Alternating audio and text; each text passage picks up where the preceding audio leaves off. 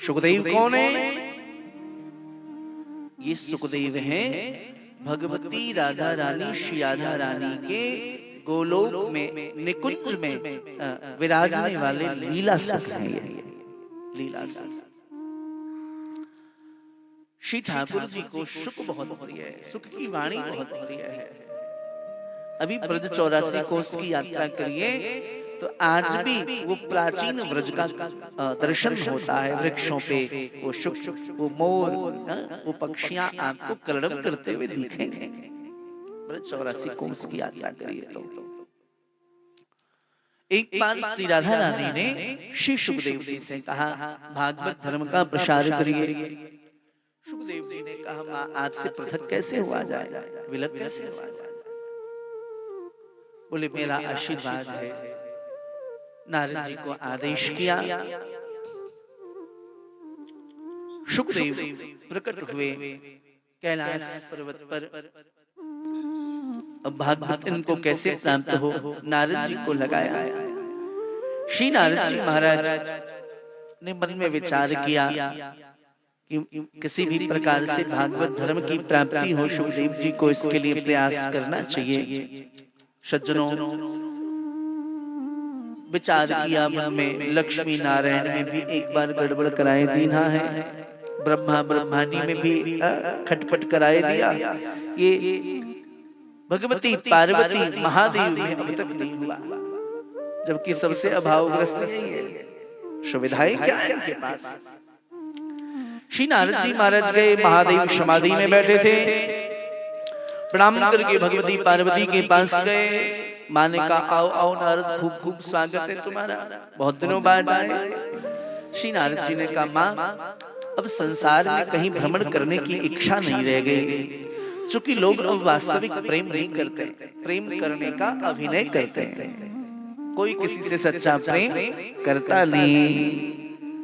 और जब से ये कलिकाल और बढ़ रहा है तब से तो और स्थिति विकृत होती जा रही है। लोगों में पहले कितना सामंजस्य होता था, कितना विघटन होने लगा है।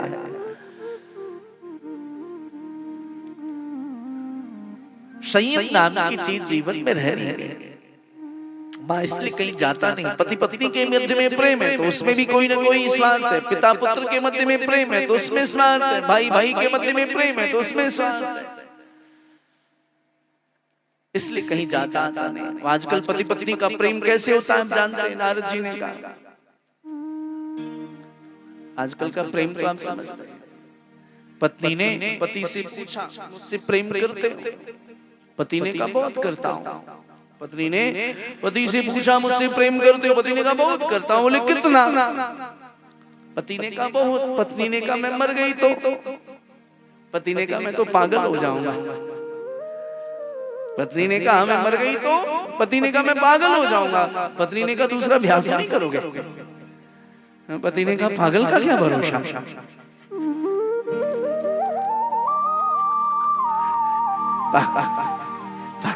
पागल का क्या भरोसा। माने का ऐसा प्रेम नहीं, हमारा तो प्रेम शाश्वत है। महादेव समाधि में कब बैठते हैं और समाधि में श्री बिहारी जी के स्वरूप में आए वो सारी लीला बताते हैं। यहाँ तक कि दीक्षा में जो उनको मंत्र प्राप्त हुआ है वह मंत्र भी उन्होंने मुझे प्रदान कर दिया है, मुझे बता दिया। गुरु मंत्र भी दे दिया मुझे। हाँ वह गुरु मंत्र भी उन्होंने मुझे प्रदान बता दिया। नारद जी ने कहा जब सब बात बताई तो यह भी बताया होगा उनके गले में जो मुंडों की माला वो किसकी है? माँ ने कहा ये कभी पूछा नहीं, उन्होंने बताया नहीं। बोले माँ यही तो दिक्कत है, आप बड़ी भोली हो। प्रेम करने का अभिनय वो किसी और से करते, प्रेम करते किसी और से और प्रेम करने का अभिनय आपसे करते हैं।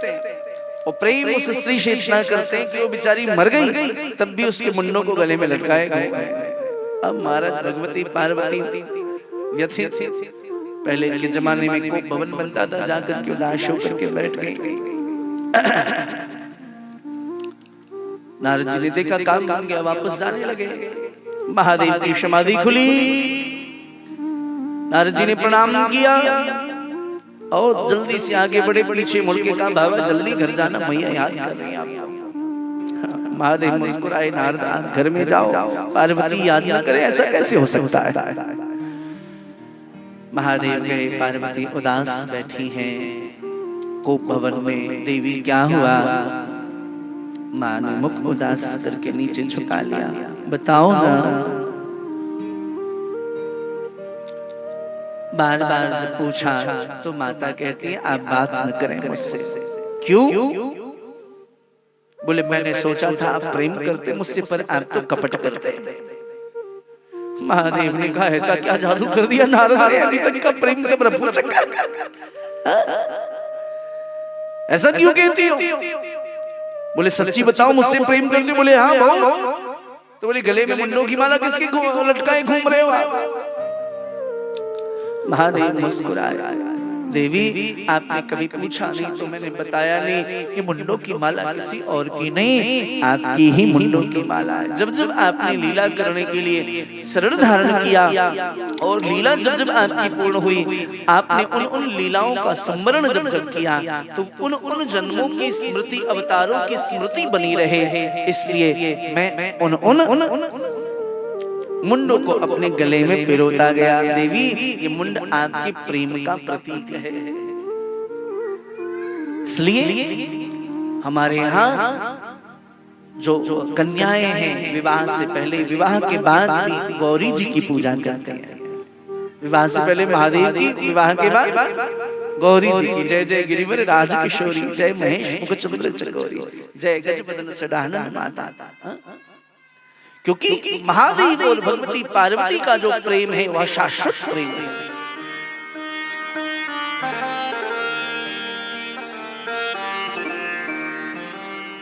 भगवती पार्वती ने कहा सरकार मुझे बड़ी प्रसन्नता है, इतना प्रेम करते, पर अब मैं अपने प्रेम को कैसे प्रकट करूं? आपके गले में मेरे मुंडों की माला है तो मेरे गले में भी आपके मुंडों की माला होनी चाहिए। महादेव ने कहा देवी आप लीला स्मरण करती हैं तो शरण का त्याग करती हैं, पर मैं शरण नहीं त्यागता। क्यों? क्योंकि मैंने अमर कथा का पान किया है। बोले सरकार ये अमर कथा क्या है? ये अमर कथा क्या है? मुझे भी प्रदान करिए। महादेव ने कहा अत्यंत गुप्त रहस्य है यह। चारों ओर देखो कोई है तो नहीं, चारों ओर कोई नहीं था। एक पक्षी शुक बैठा था, एक सुकी बैठी थी। माँ ने उसको भगा दिया। सुकी एक सुख को जन्म दिया था, छोटा सा शुक। उसके ऊपर दृष्टि न पड़ी, कथा प्रारंभ हुई। महादेव ने कहा जब मैं कथा करूंगा तो मेरी आंखें बंद होंगी। कैसे पता चलेगा आप कथा श्रवण कर रहे हैं कि नहीं? इसलिए जब एक स्कंद पूर्ण हो तो आप कहना ओम। सज्जनों कथा प्रारंभ हुई, पहला द्वितीय तृतीय स्कंद पूर्ण हुआ। माँ ने कहा ओम ओम ओम। नवम स्कंद की जब चर्चा प्रारंभ हुई तो श्रीमद् भागवत अत्यंत गूढ़ विषय है। इसमें वंशावली की चर्चा है। नारायण के पुत्र ब्रह्मा के, मरीचि के, कश्यप के, हिरण्यकश्यप के, प्रहलाद के, बलि के, बाणासुर, इतनी लंबी वंश परंपरा। माँ को नींद आ गई।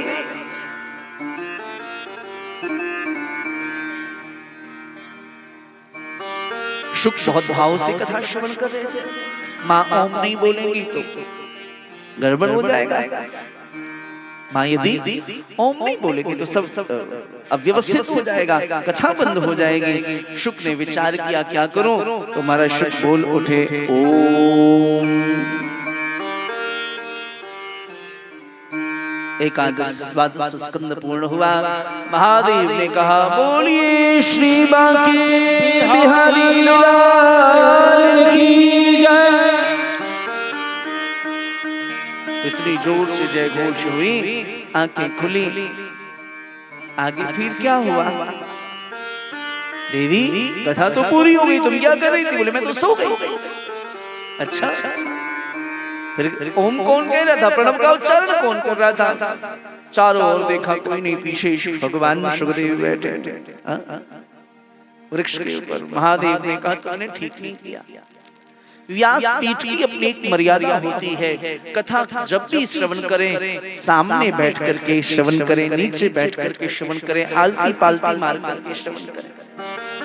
यदि घुटनों में दिक्कत है तो कुर्सी आदि पर बैठे, लेकिन यह प्रयास रहे कभी भी पैर श्रीमद् भागवत जी में कि और करके ऐसे बैठना, जब आलती पालती कोई दिक्कत है तो लगना है, ऐसे नहीं बैठना चाहिए। आपने देखा हो कुछ लोग ऐसा पैर बांध करके, तो यह जो है इसको कहते हैं दरिद्राश्रम, इससे बचना चाहिए। आपने पीछे बैठ करके कथा श्रवण की, वो भी ऊपर बैठ करके व्यासपीठ से ऊपर, छोड़ूंगा नहीं मृत्युदंड दूंगा, त्रिशूल उठाया मारने के लिए उद्यत थे। आगे आगे सुखदेव, पीछे पीछे महादेव, उड़ते उड़ते सुखदेव बद्रिकाश्रम पहुंच गए। बोली बद्रीनाथ धाम की जय। आप में से जो बद्रीनाथ जी गए होंगे, देखा होगा आपने बद्रीनाथ जी के पास माना नाम के गांव में वो स्थान है शम्याप्रास, वेदव्यास जी का। वहां भगवती विठ्ठला देवी बैठ करके बाल काट रही थी, इतने में उड़ते हुए सुख आए और भगवती विठ्ठला देवी ने मुख खोला उबाशी के लिए, उड़ते हुए सुख आए, मुख में प्रवेश करके गर्भ में विराजमान हो गए। महादेव बाहर विराजमान, वेदव्यास जी आए, ये क्या हुआ, उल्टी धारा बह रही है। कुआं के पास प्यासा चल करके जाता है, लेकिन आज कुआं प्यासे के पास चल करके आया। क्या बात है? बोले मैं कोई प्यास बुझाने नहीं आया, मैं चोर पकड़ने आया हूँ। वेदव्यास जी ने कहा बाबा आपके पास ऐसी कौन सी वस्तु जिसको चोर चोरी करने के लिए आ गया?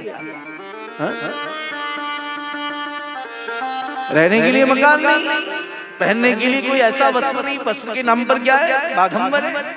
सौंदर्य प्रसाधन के नाम पे वो चिता भस्म कृत स्नानम, चिता का भस्म है सौंदर्य प्रसाधन के नाम पे।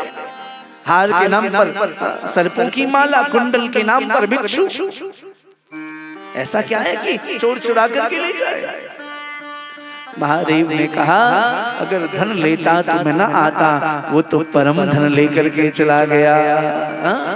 परम धन क्या है? बोले उसने अमर कथा का की चोरी कर ली। अच्छा क्या चाहते हो? मृत्यु दंड दूंगा। वेदव्यास जी मुस्कुराए, बाबा आप रहे भोले के भोले, जिसको आपने अमर कथा का पान करा दिया उसको मृत्यु दंड दोगे तो आपकी अमर कथा झूठी हो जाएगी। अरे मैंने विचार ही नहीं किया। महादेव लौट गए। महादेव का एक नाम है भोलेनाथ। राघवेंद्र सरकार कहते हैं को नहीं शिव समान प्रिय मोरे, शिव से अधिक मुझे और कोई प्रिय नहीं है।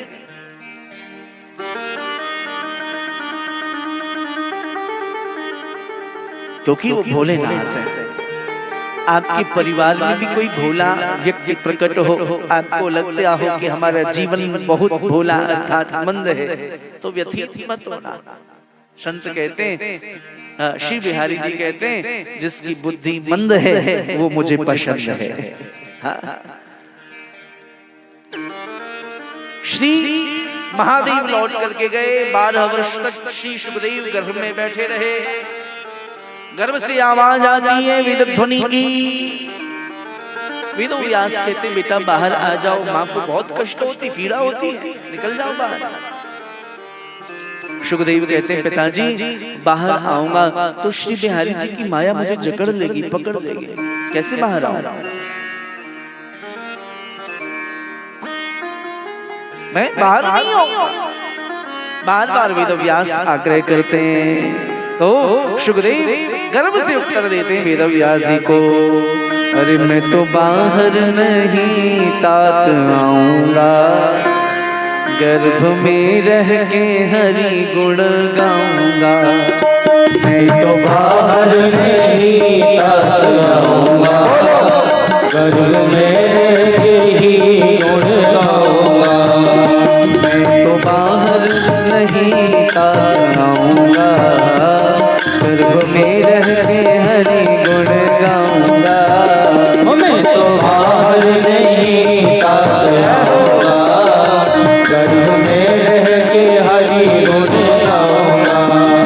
जाने सुख में रहूं चाहे दुख में रहूं, चाहे सुख में रहो, चाहे दुख में रहो, चाहे नरकों में यम यातना को सहूं, चाहे नरकों में यम यातना को सहूं, मैं तो गर्भ में ही हरि गुण गाऊंगा, मैं तो गर्भ में ही हरि गुण गाऊंगा, बाहर नहीं तात आऊंगा, मैं तो बाहर नहीं तात आऊंगा, गर्भ में रह के हरि गुण गाऊंगा।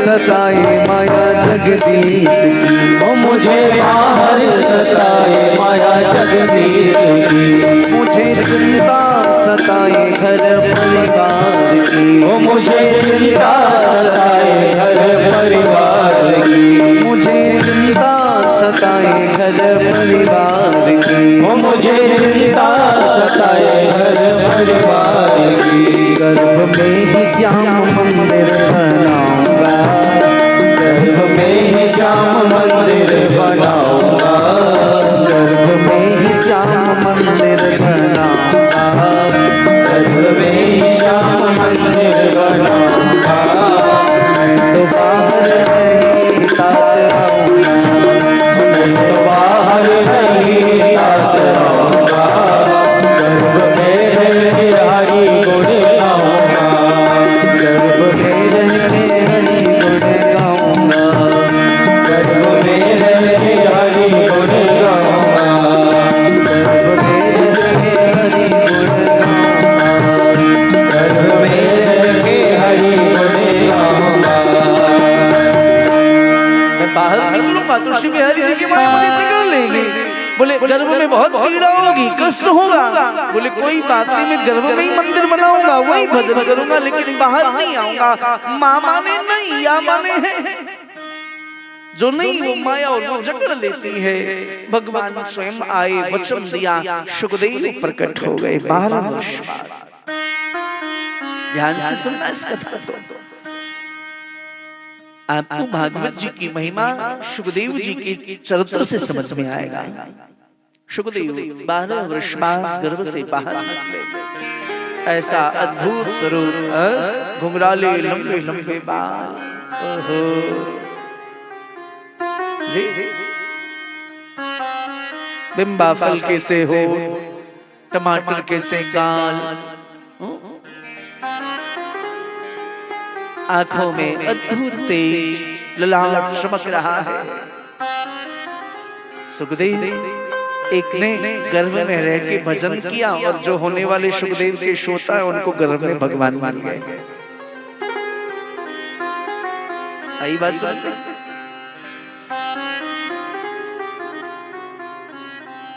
जैसा गुरु वैसा चेला।